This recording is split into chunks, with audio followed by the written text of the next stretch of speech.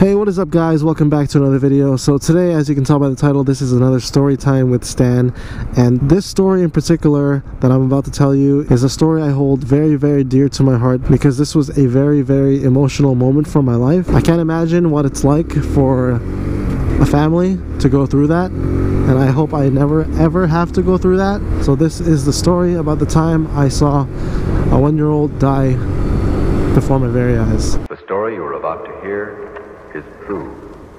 So this story takes place back when I was in high school. It must have been around 2007, 2008. So I was in grade 10 or 11 at the time. And at this point in my life, I remember we were already running out of money. We were looking for places to live. Like, we'd be staying at one place for a couple months and then we'd be kicked out and we have to go look for another place and then get kicked out from that place. And we were kind of just, you know, looking at different basement suites and stuff like that. So I remember in particular we got to this neighborhood and we had just finished looking at a suite, and as we were leaving, I remember in front of us there was a truck. It was one of those really big pickup trucks with double wheels in the back, and it was going pretty quick in front of us in the neighborhood. They're only supposed to go 50 kilometers in a neighborhood, but he must have been going at least 70 or so, 70 or 80 maybe. And I remember we were at a respectable distance behind him, probably from my bike to that car over there. And I remember looking on the right side and there was a mom and her little son walking on the sidewalk. So the truck's going pretty quick, and I remember the mom and her son were walking on a sidewalk such as this in a neighborhood, and then the kid is on the outside of the sidewalk and the mom is on the inside. And I remember when the truck just got to the point when they were about to pass the mom and the kid darts off into the middle of the road, doesn't even look back behind him or on the side. And I remember he was laughing, like he was probably being like really playful, and next thing you know, he gets right in front of the truck runs him over from the front wheels to the back wheels, and the kid is just laying there motionless. So now at this point, the truck pulls over to the side and we pull over to the side just like this as well. And I remember we were parked right here and the kid was probably where that yellow obstruction sign is, just laying there, and we're just sitting there in complete disbelief, and we're just looking over there. We can't believe what we just saw. And the mom is standing right beside her kid. She's fucking screaming, she's going crazy, and then she runs past us screaming hysterically the entire way, and we see her literally run by our window and she's heading over back there. And I didn't know why at first, and she comes back a few minutes later and now she's with her husband, and her husband are running down here, and even her husband now is screaming hysterically, and they can see their kid in the distance. Then they run past their car, they go to the little boy, and they're just like kneeling down beside him, crying. It was such a terrible sight to see. Two parents around their kid, the kid's still motionless, he's breathing, but he can't say anything, he can't move, he can't do anything. And then I noticed that there's blood coming out of his ear, and when blood comes out of your ear, man, it's not good.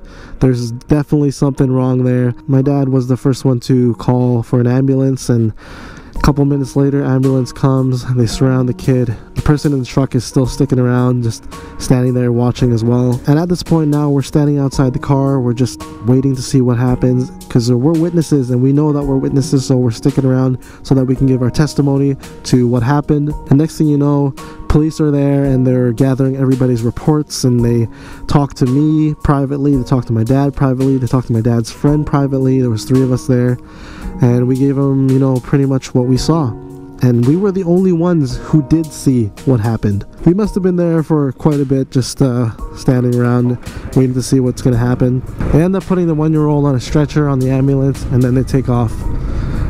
And I remember just like leaving the scene and feeling really sad, like not knowing what's gonna happen. And it was just so heartbreaking seeing the parents like that. And you know, I remember putting myself in their shoes. I'm like, damn man, if I had a son or a daughter and that happened right in front of my eyes, like I don't even know how I would act. And to be honest, that was the first time I ever saw somebody, you know, potentially die in front of me. So we ended up leaving, went back home. You know, I told my brother about what happened, and he couldn't believe it either. And then I remember the next day, or the next couple days, we read the newspaper and we saw the article of the little boy who got run over, and we saw our testimonies on there as well. And it turns out the kid died on the way to the hospital. Didn't stand a chance.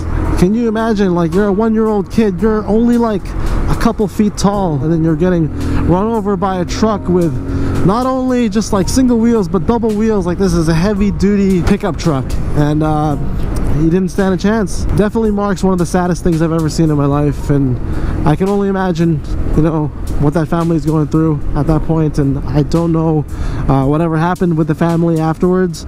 I hope they're okay.